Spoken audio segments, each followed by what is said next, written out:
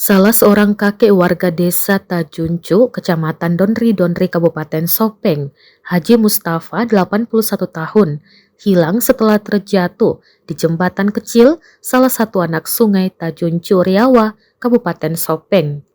Mustafa terjatuh saat melintasi jembatan rakyat yang terbuat dari batang pohon kelapa pada Minggu 16 Oktober 2022.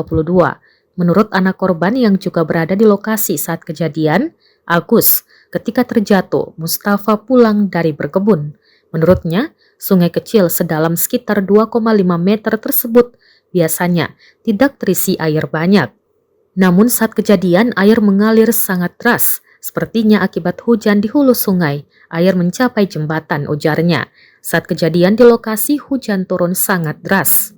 Diperkirakan saat menyeberang Mustafa terpleset dan berpegang, namun naas justru pegangan jembatan patah sehingga ia terjatuh ke sungai. Sampai dengan Senin 17 Oktober 2022, Mustafa belum ditemukan.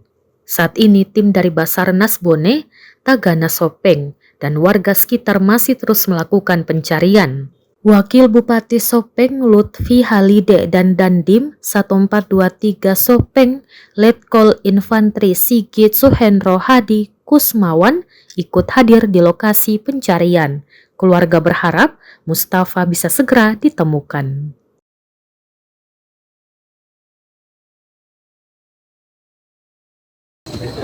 Tadi teman-teman dari Basarnas ini bantu dari Bone, dari Wadi, sampai Polres sudah melakukan pencarian sampai 2 km dan dilakukan evakuasi